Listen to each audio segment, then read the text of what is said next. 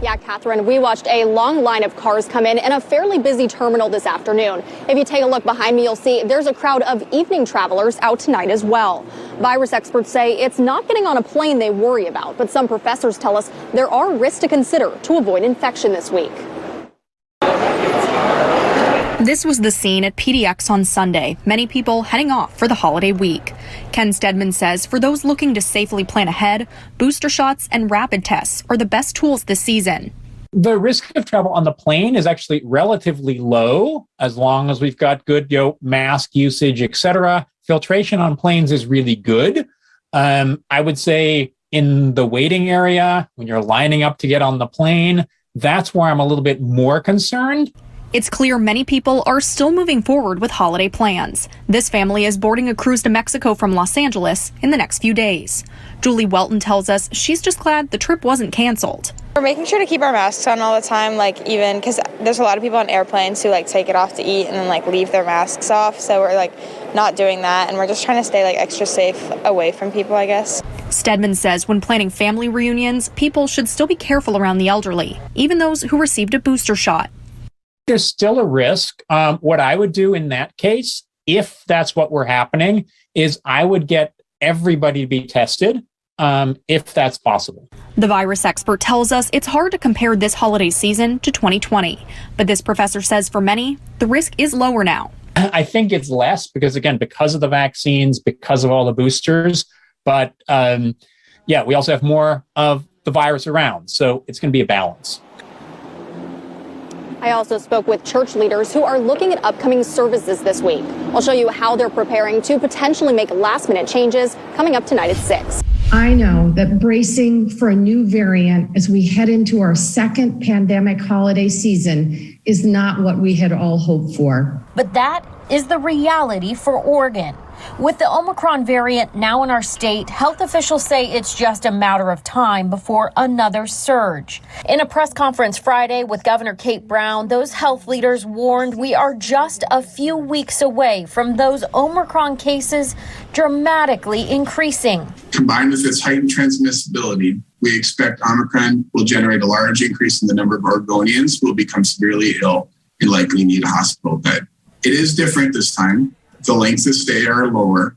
The need for ICU or ventilators is less, but people will be needing the hospital. Dr. Peter Graven, the lead analyst at OHSU, says while cases will likely be less severe, the surge will still be impactful, even detrimental. By the time we reach a peak, we do unfortunately expect that the number of hospitalized Oregonians could eclipse the number from Delta surge in September, putting another strain on healthcare workers and hospitals.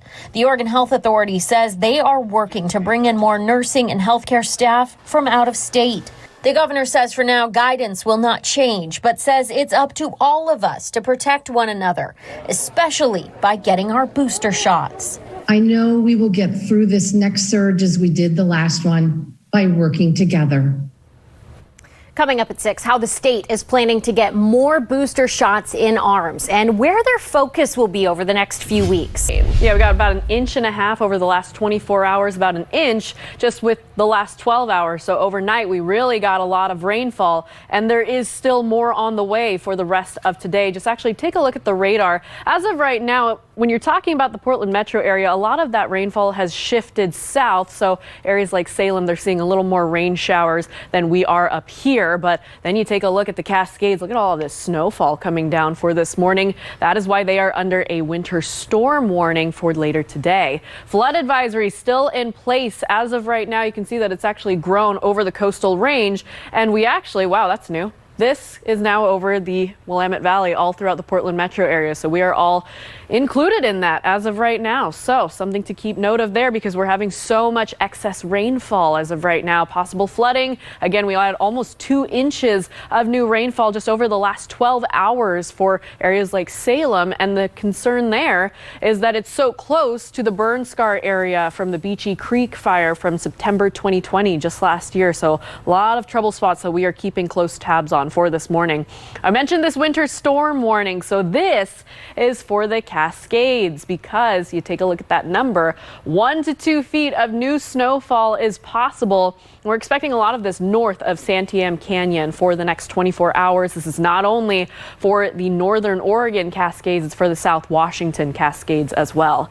Temperatures for this morning, it is 36 degrees, a couple of showers coming down here in Portland, 38 degrees with more wet weather in Salem, and it's 33 for Hillsboro. The way that today shakes out, we're pretty much done with that wet snow that we were seeing overnight and even into early this morning. We lose that snowfall and we just hang on to the rainfall for later today, low 40s as we hit this afternoon. The afternoon high temperature today in Portland is going to be a lot cooler than it was from yesterday. Yesterday we saw some 50s in that forecast, and today it is just going to be in the low 40s, so about a 10-degree difference there from what we were seeing. More snowfall once again is possible for the Cascades and the Gorge. That'll be mixed in, however, with some rainfall, so do expect that wintry mix. The 7-day forecast, we're getting very close here to Christmas, and we are going to see more rainfall in there, so as you plan your holiday activities or any travel, keep that in mind. We're also expecting the snow levels to drop back down Friday and Saturday to 1,000 feet. So who knows, we might see more of that snowfall that we got from last night mixed in, that wintry mix of rain and snow. I think that'd be so pretty to happen on, Christmas Eve and Christmas morning. So we'll just have to see if that happens. Nikki, thank you so much. Coming up, it's Nikki Needs to Know. So head on over to Twitter, check out Nikki's Twitter account, and put in your 2 cents on this week's question. We'll read some of them off after the break.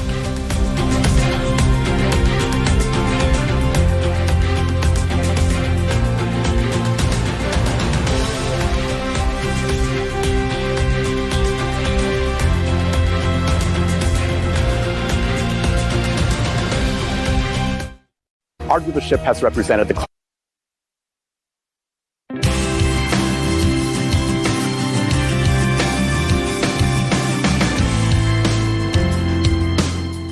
I feel like I should be in the back of a cab in New York City, pondering my life's choices and telling the person, please take me home. Only the driver doesn't know where my home is. That's what I feel like this music matches to.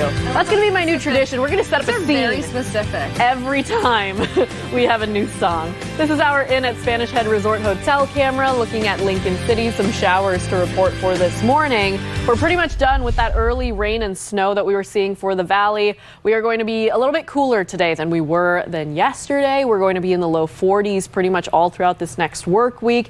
In the lead up to Christmas, there is also more rainfall in that forecast as well.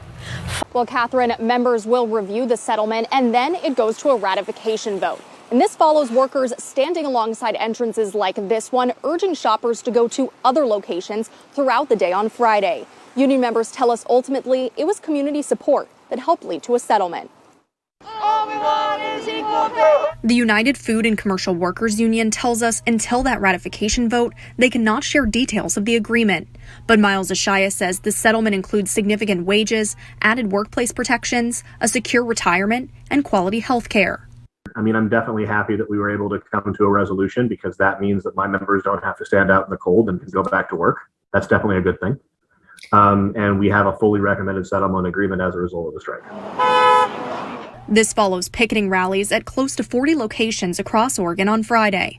While that happened, union members tell us Fred Meyer's corporate team came back to the negotiation table. The picket works. You had people honking their horns and turning around and going to shopping elsewhere. They did what they honored our line for the most part. And then of course there's always the wonderful community, friends of the community come out and they bring strikers donuts and coffee. The president of Fred Meyer released a statement on Saturday saying in part, quote, "We will continue to do everything we can to balance investments in wages and overall well-being while keeping food affordable for our customers." I also spoke with the group Jobs with Justice about their surprise around a quick resolution as they had a week of picketed events planned. We'll have more on how that group is responding coming up tonight after the game.